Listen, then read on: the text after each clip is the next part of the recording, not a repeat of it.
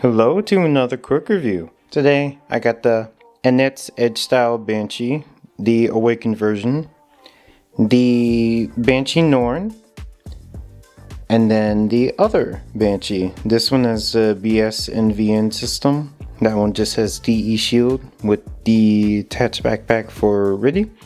Then this is the last one when he's chasing Benadryl. So the reason I wanted to do these three was because I wanted to do one for the high grade, but it was literally just going to be on the rotating table as it is now. And then with the Bandai action figure Banshee that they've been releasing, that one's just a brief overview, and then the Annette's Edge Style, I could just do that as a short. For a high grade and an old one at that. I gotta say, the unicorn kits, yes, they're being mass produced. Yes, they're not the strongest. Yes, the posability is limited. Yes, and yes to pretty much everything everyone else has said. But can you deny the fact that the unicorn series does not stand out on your shelf in comparison to, let's say, the obvious, the GM, the Granddaddy, let's take a random guess, the Quanta, I'll say, or any other regular red, white, blue, and yellow model kits? Don't the unicorn stand out? Somehow even the base unicorn does, the white one. I'm not a fan of the unicorns, I said in my unicorn review, but the Fennets, oh my gosh, that thing just stands out like a freaking dime. And then the Banshee is just, it sucks you in. It's bare bones, but it strikes and it pops. The two colors that I did for the gold were the rose gold with flat red and metallic gold from Testers. They're little $2 vials about like that big. And then the blue, I didn't want it to pop out that much, but because I used the light primer, it did what it did. Then little sparkles on it, or the detailing, it was actually raindrops.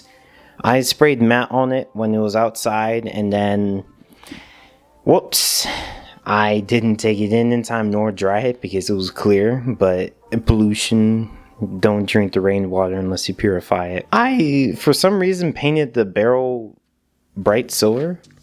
I don't know, I was just going with it. And then the last part I did was the shield. I don't like how it turned out on the outside. I mean, the inside is fine. I kind of wish I did a little bit more gray, but it's okay. Like right there, and then going up then to the gold parts. Those aren't supposed to be gold, but I wasn't really paying attention. And then I did, and I was like, no, it ain't that bad. And then with the gray, I didn't mask it off properly. I thought, oh, it won't leak. Yeah, that was my mistake. Just lessons for next time.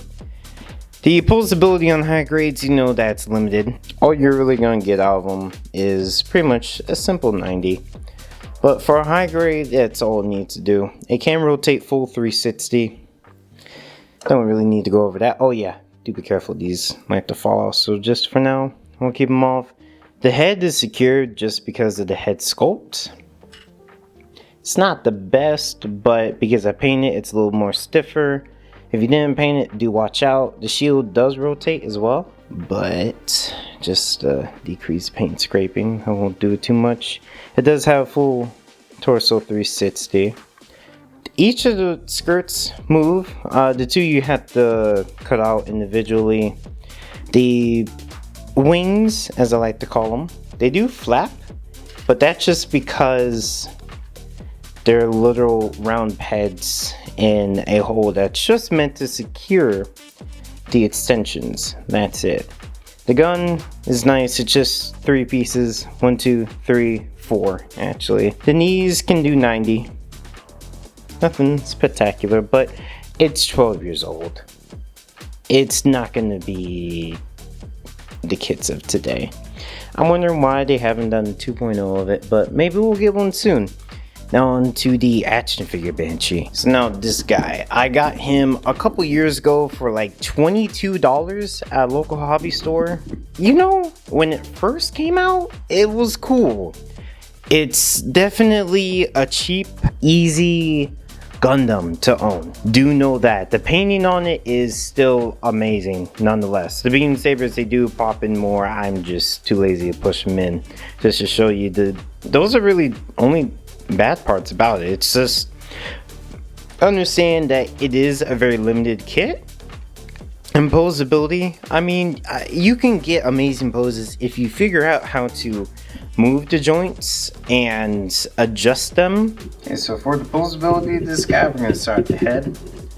He goes up that much, which really isn't that much. There is another ball joint. It's pretty much imagine peg with two other pads on the other side.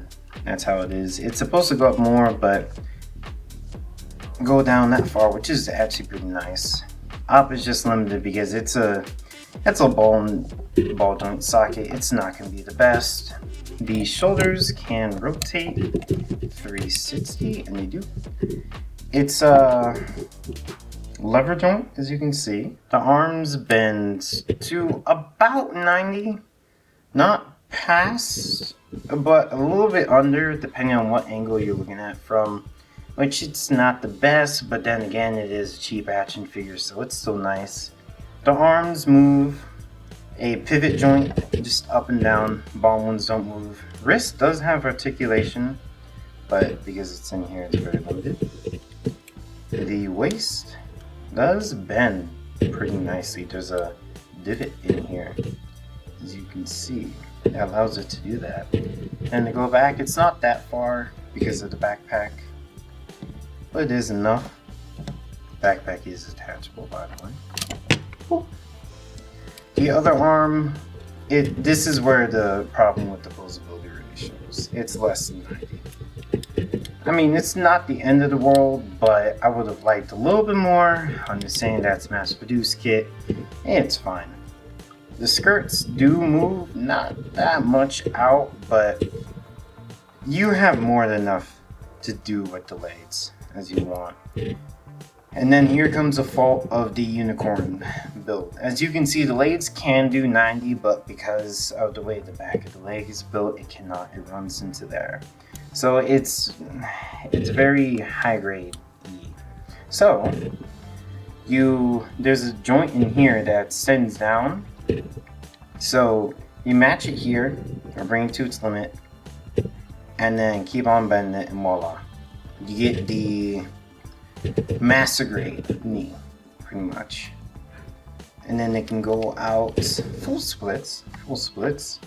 Side skirt is on a pivot joint and an angled pivot joint. Back skirts don't move at all, they're just hard pieces of plastic. Very, very good ankle movement. But it's a shame that you can't really use it because this kit is limited. But yeah, that's the articulation. And again, it is missing some paint spots, but like, ain't the end of the world. Alright, now with this adorable little creature, he's again nothing more than just a trophy. Beautiful painting. There's no painting on the back though. That's the one shameful thing. I mean, other than on the arm right there, I mean, I'll take what I can get. This little guy, I'm only gonna be posing him forward, and if I really wanted to, I would repaint this whole thing to get it to the colors that I want.